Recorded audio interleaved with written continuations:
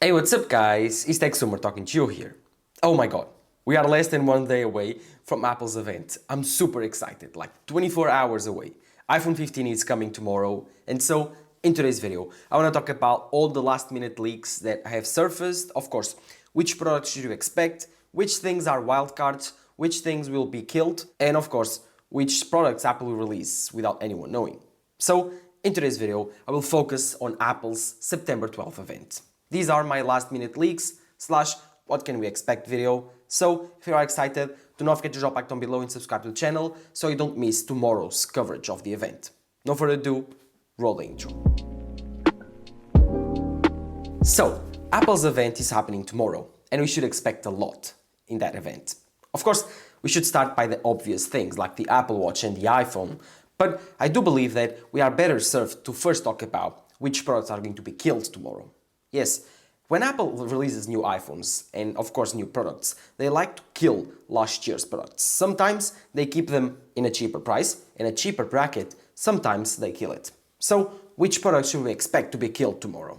Well, simple. In my opinion, Apple is going to kill the iPhone 13 mini because I think they want to release an iPhone SE next year or in 2 years from now with the same form factor. I think they're going to kill the iPhone 13 mini. I hope not. I hope they still keep it on the lineup $100 cheaper, but I don't see it happening because starting at $499 for an iPhone 13 mini, it's too close for the iPhone SE in my opinion. But it could happen.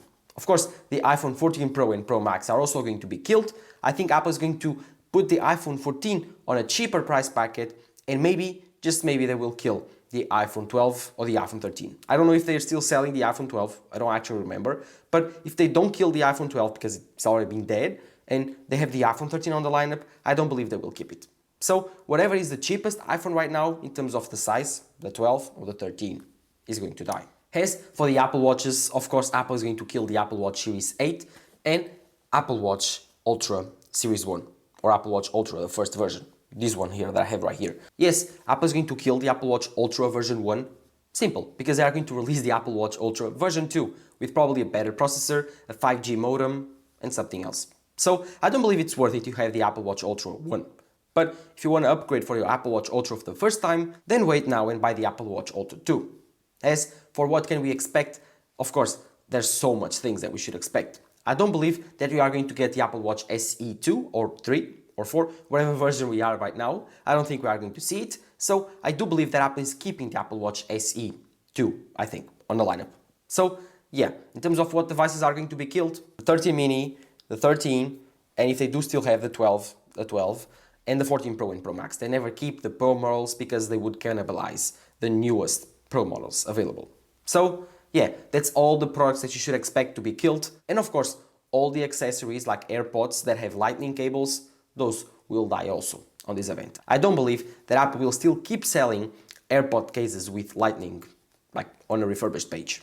No, they are dead, they are going to die now. No more lightning accessories, and in the next year, you will see the removal of all lightning products on Apple's store.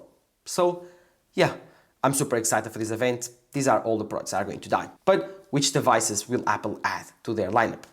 Well, let's talk about it. Let's talk about the Apple Watch Ultra first. Tomorrow, Apple is going to announce two new Apple Watches, the Apple Watch Series 9 and the Apple Watch Ultra version 2. The Apple Watch Series 9 is going to be a slight upgrade over the Apple Watch Series 8.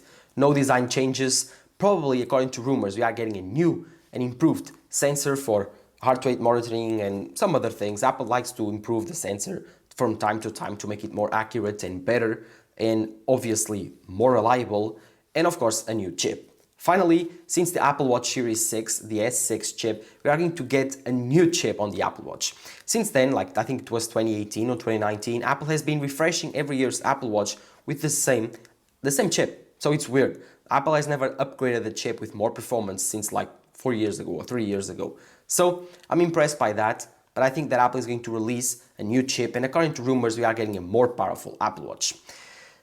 My hopes would be that this chip would be more efficient, not just more powerful, and Apple would use a 3nm chip basis on this new Apple Watch chip. But I don't see that happening. Normally when Apple releases a new chip for the Apple Watch, gives it an upgrade and gives it more performance, they use last year's iPhone chip. And so I think that this Apple Watch Series 9 chip will be the same as a 5nm A16 chip basis. So yeah, not more efficient, more powerful. But why? After that, Apple is going to release the Apple Watch Ultra. Yes, a new version of the Apple Watch Ultra. And you are asking yourself, oh my god, again, like a new version of the Apple Watch Ultra. Why? Isn't this one perfect already?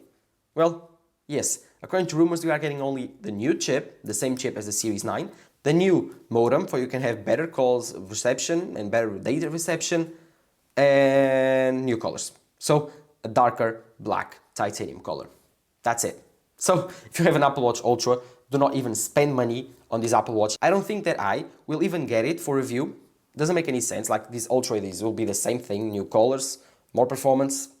That's it. I don't think I want to spend that $1,000 just to make another review. That doesn't make that much sense. So I will buy just the iPhone 15 Pro and Pro Max. And now, yeah, I think that the Apple Watch Ultra black color is a cool thing, but I mean, it's just a color. I think I just prefer the natural titanium color to that dark titanium color. But let me know in the comments below, which titanium color do you prefer on the new Apple Watch Ultra that is coming out tomorrow. But now, let's talk about tomorrow's star of the show, the iPhone 15 lineup. Yes, Apple is going to release the iPhone 15 lineup tomorrow. The iPhone 15, the iPhone 15 Plus, the iPhone 15 Pro, and the iPhone 15 Pro Max, not the iPhone 15 Ultra. That name and that phone is going to be delayed for next year for the iPhone 16 according to rumors. So we should expect only 4 models, being the biggest and most powerful one, and of course more expensive, the iPhone 15 Pro Max, like the iPhone 14 Pro Max. So yes, what can we expect from this new lineup of iPhones? Well, pretty simple. Like normal, Apple is going to release 2 new base model iPhones, the iPhone 15 and 15 Plus. These ones are the cheaper iPhones, the normal people iPhones, the consumer iPhones. But of course, Apple wants you to buy the Pro models. But again, I'm not going to diverge on that. I'm just going to say that the iPhone 15 and 15 Plus are getting 3 big changes this year. Dynamic Island, a 48 megapixel sensor, and of course, USB-C. Yes, those are all the changes coming to this year's iPhone. So, yes, let's first talk about Dynamic Island, because I think that's going to be one of the biggest features coming to the iPhone 15. Dynamic Island, in my opinion, is one of the biggest, not the biggest things ever to come to an iPhone in the last 5 years. I've used it for like 1 year with my iPhone 14 Pro and Pro Max, and I've got to tell you, it's a game changer for your iPhone. So I do believe that Apple adding it to the iPhone 15 and 15 Plus is going to increase the usage of this new feature. And so developers will make more apps, more use cases, and it will make the feature actually better. Because right now, Apple is actually the only company and the only one cared about to make good features for Dynamic Islands. Developers have not had a much incentive to upgrade their apps and to make them better with Dynamic Island. So I'm actually somewhat disappointed with Dynamic Island from last year, but I see so much potential on this feature that with the iPhone 15 adding it up, I do believe Dynamic Island on 3 different iPhone models, the iPhone 14 Pro, Pro Max, 15 and 15 Pro, developers now will make it more apps and make more use cases for this incredible feature. Then there's the 48 megapixel sensor. Yes, the 48 megapixel sensor. This sensor is going to be the new sensor from Sony. This is a 48 megapixel f1.6, so bigger aperture than the iPhone 14 Pro and Pro Max camera.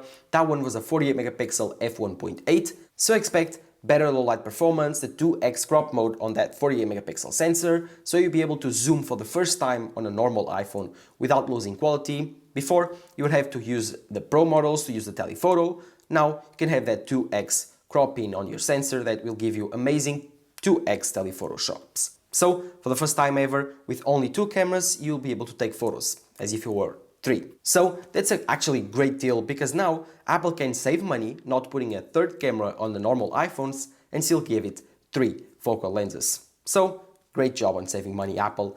And Tim Cook, you're a genius. As for the other cameras, they are going to be the same. The rumors are saying that the front camera and the ultra-wide camera, they are not going to get any upgrades over the iPhone 14s, so that's kind of a bummer. And finally, we reach the biggest feature in my opinion, USB-C.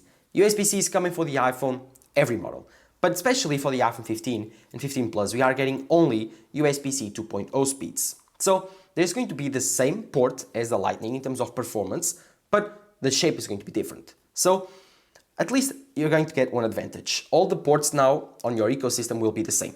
Your Mac, your iPad, your iPhone, your camera, every single thing now charges via USB-C. And that's great. Now, every phone, every Android phone, every iPhone, every accessory shares the same port. So you don't need to actually care if the other device has a lightning port and then you have a USB-C, and so you cannot charge your iPhone with your Android phone's friend charger, so that's a big mess. No, now everyone will have USB-C. But I don't think it's a great thing for most consumers, because now they will have to ditch lightning cables. Most of them have 10 cables at home, and I think it's going to be a lot of e-waste. So I don't think this is a good opportunity for most people. I don't think this was a good idea from the EU. I've defended Apple from the beginning on this. I don't think EU was smart by doing that. But okay, it was their decision. I live in the EU.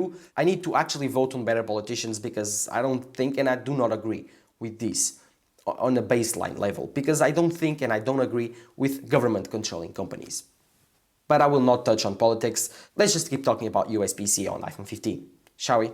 If the iPhone 15 and 15 Plus are getting USB-C 2.0 speeds, the Pro models are getting USB-C Thunderbolt 4 speeds. So yes, let's talk about the iPhone Pro models. And again, like I told you, the iPhone 15 Pro and Pro Max are getting 3 big changes, and the Pro Max is getting one even more.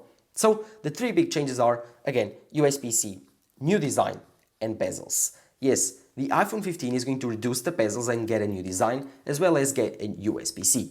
This is going to happen for all the models, so this redesign with the more chamfered edges, so it's more comfortable, they are more rounded off. They are going to happen on all iPhones. So this is going to be an S-tier in terms of design. The design is not going to keep the same, just like the iPhone 14 was to the iPhone 13 and the iPhone 13 was to the iPhone 12. No, the design is not going to be the same, but trust me, you're going to love this new S improvement over the design, because Apple is giving it a more refined look, a more refined feel. It's going to still feel very premium, but it's going to feel amazing. And for the Pro models, do not forget, we are getting titanium. Oh my god, titanium is one of my favorite materials on earth, and I'm super excited to see it happen on the iPhone 15 Pro and Pro Max. According to the rumors, this titanium will make the iPhone 15 Pro and Pro Max the lightest iPhones since the iPhone XS. And oh my god, I use that iPhone XS every day. I hold it on my hand every day as my secondary or third phone, and it's super light, super light, trust me, it's incredible, and I love it. So I'm super excited for this super light iPhone. Again, if you are someone that doesn't like the size and the weight of the iPhone, currently, like the iPhone 14 Pro and Pro Max, those are very big and very bulky phones.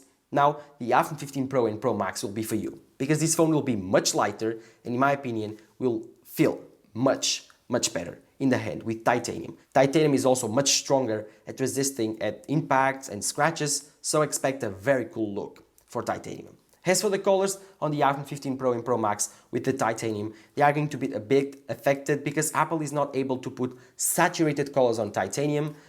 I don't know if that's true or not. Normally they don't put saturated colors on the Pro models instead. But again, the expected colors for this year's iPhones are pretty simple. We are getting a dark blue, like Pacific blue, but a tiny bit darker. We are getting the matte black, like last year. Incredible color if you want it. And we are getting silver. Hey Miguel, do not forget about the natural titanium color.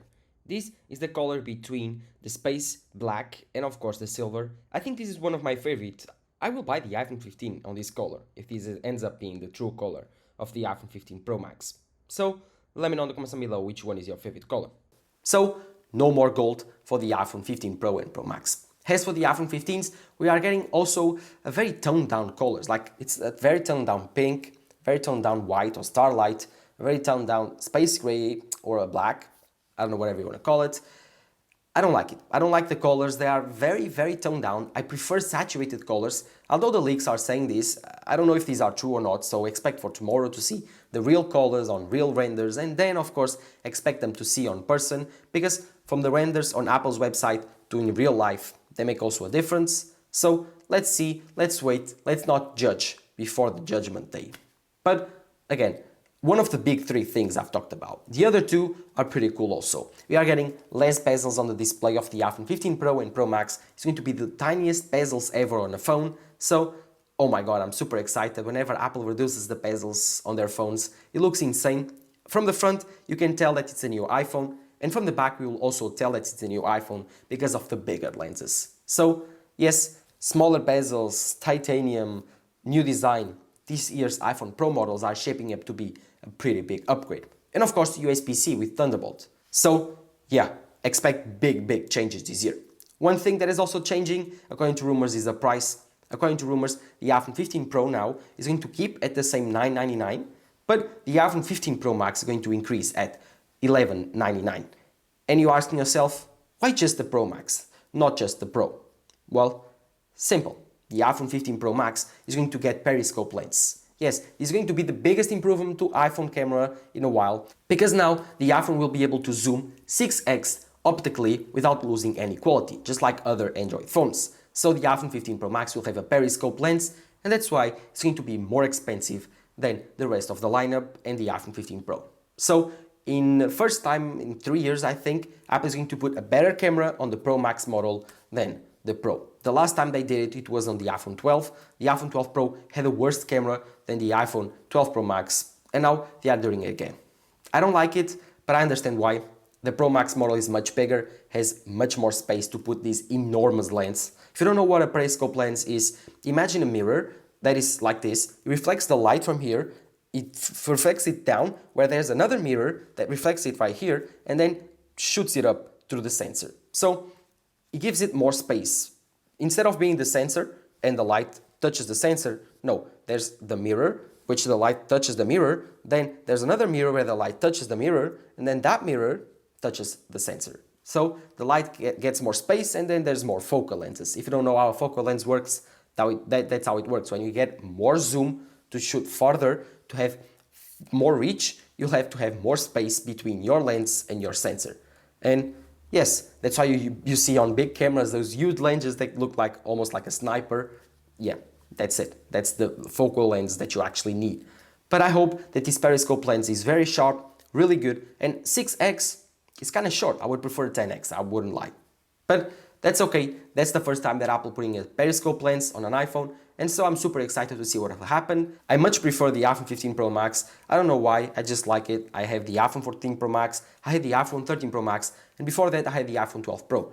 And with my experience, the Pro Max is better. And if I can have better battery life and better cameras just because I have a bigger model, then there's a bonus. As for the battery life, on the iPhones 15s, all of them are getting a battery size increase, so expect better battery life. And on the Pro models, I expect the A17 chip to be a 3nm, so more efficiency, more power. As for the iPhone 15s, they will have the A16 present on the iPhone 14 Pro and Pro Max. So the performance difference won't be that big. As for the efficiency, I would expect some differences, and so the Pro models will probably have better battery life. But let me know in the comments below what you think, which is your favorite iPhone. From all these features that I gave you now, like 10 minutes of straight iPhone 15 features, let me know in the comments below which one do you prefer and which iPhone will you get tomorrow. I'm super excited, I'm getting the iPhone 15 Pro Max. So, if you like this video, do not forget to drop a like down below, subscribe to the channel, do not miss my coverage tomorrow on the iPhone 15 event. I will make a video like 1 hour after. Give me time please, I need time to make that video. Will you watch the event tomorrow at 10 p.m. Pacific time? Let me know in the comments below. I'm super excited, the event is tomorrow. All of the leaks, all of the things that you actually heard from 1 year straight are going to be proven tomorrow. Were we right? Were we wrong? And I tell you, every year Apple surprises with something different. I expect something new that the leakers haven't talked about. So yeah, don't forget to drop a like down below, subscribe to the channel so you don't miss anything. Thank you guys for watching. This has been Tech Smart talking to you here. See you tomorrow.